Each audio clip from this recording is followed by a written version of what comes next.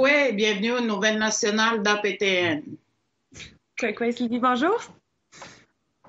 Pouvez-vous nous décrire le phénomène de l'itinérance dans les communautés? Est-ce qu'elle existe?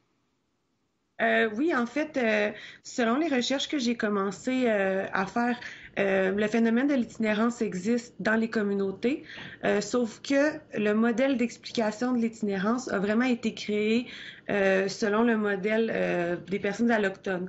Donc, souvent, c'est une itinérance qui est invisible, surtout quand on la compare avec l'itinérance des personnes autochtones dans les grands centres, par exemple, que ce soit Montréal, Val-d'Or. Puis aussi, c'est une itinérance qui est vécue différemment des personnes allochtones, simplement pour des raisons en fait colonialisme, mais aussi de relation avec le territoire qui est complètement différent en fait des personnes allochtones. Donc, tranquillement, on fait des recherches. Il y a des recherches qui ont été faites en fait pour décrire les phénomènes. Puis on commence aussi à comprendre les causes tranquillement, mais dans les recherches allochtones traditionnelles, on n'en parle que très peu. Mhm. Vous avez vous-même été itinérante à Montréal. Parlez-nous de cette situation que vous avez vécue. Oui, ben, en fait, toute ma vie, j'ai eu des petits problèmes quant à mon identité, quant à ma relation. On a été, je suis née à Mastéouyatch, mais on est parti à Québec seulement avec ma mère. Puis malheureusement, c'est ça, j'ai plus de lien pendant quelques années avec ma famille. Puis j'étais très malheureuse à Québec. J'ai simplement parti vers Montréal en espérant que tout se règle par magie, ce qui arrive souvent malheureusement dans les personnes, dans les communautés. Là, on va partir en pensant que tous nos problèmes se règlent, mais c'est pas le cas. Puis quand je suis arrivée à Montréal, en fait, c'est l'anxiété suivie aussi avec un manque d'argent, avec un manque de ressources, d'aide, qui a fait en sorte que j'ai dormi dehors pendant un an.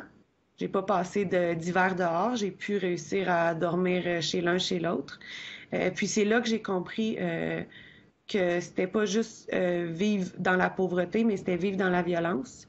Puis j'ai aussi vu beaucoup de différences dans comment les gens sont traités, sont regardés différemment de s'ils étaient des personnes autochtones ou allochtones. Moi, quand j'étais avec des amis autochtones, puisque j'ai l'air blanche, j'avais pas le même traitement souvent, que ce soit de la part des policiers ou des simplement des passants là, pendant qu'on quête ou qu'on dort ou qu'on parle, peu importe. Là. Puis ça m'a révolté en fait de voir que on faisait violence sur des gens qui sont déjà dépourvus de tout là, de leur territoire, de leur famille, de leur fierté. Donc voilà. Mhm. Qu'est-ce qui fait le lien entre la notion du nomadisme, si ce n'est la valeur là, et de l'itinérance aussi? Ben en fait, le nomadisme, c'est un des premiers concepts qui est venu vraiment me chercher, que je trouve primordial, parce que c'est présenté comme un concept de recherche un peu d'ethnocentrisme, mais moi je vois vraiment ça comme de la violence en fait. Le nomadisme, c'est que quand on fait des recherches pour comprendre l'itinérance, puisqu'on est basé sur une conceptualisation blanche de l'itinérance, on ne va pas compter les personnes itinérantes dans les centres comme itinérants. On va mettre ça en fait sur la faute de la culture nomade qui serait restée à l'intérieur de nous.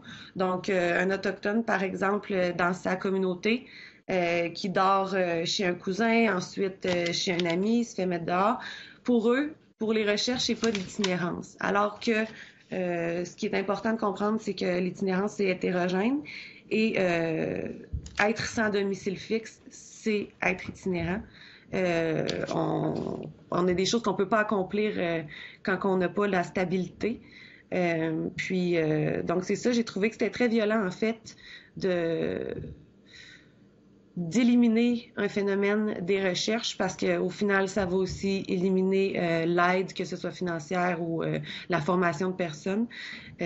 Puis, c'est très problématique. C'est sûr qu'on pourrait faire un lien avec la mouvance circulaire, qui est un concept très important dans l'itinérance autochtone. Souvent, les personnes vont quitter leur communauté, que ce soit par manque de travail, mauvais logement, toutes des choses qui découlent des anciennes techniques de colonisation. Mais il faut comprendre que c'est vraiment deux phénomènes différents. La mouvance circulaire, ça existe. C'est dû à certaines confrontations qu'ont les communautés, mais le nomadisme, c'est pas vrai. C'est pas vrai que les personnes autochtones ont moins besoin d'un toit aujourd'hui dans les communautés. Puis moi, je trouve ça très violent, en fait. Justement, si on se souvient à propos de Raphaël Napandré, le chef de sa communauté a dit que c'était le résultat d'un manque de logement dans les communautés. Qu'en pensez-vous? Oui, en fait, j'ai appris dans mes recherches qu'en plus des problèmes dans les communautés en termes de logement, on était aussi une des populations qui avait la plus de hausse démographique. Donc, on devient de plus en plus. Il n'y a pas de logement qui se fait dans la communauté. Si on prend dans les communautés nordiques, en fait, je sais pas c'est quoi le chiffre, là, mais construire une maison dans les communautés nordiques, ça coûte, c'est impensable en fait comparé à nous ce qu'on voit. Je vous souhaite une bonne étude pour un sujet aussi important qui touche les communautés et les villes. Je vous dis un gros merci.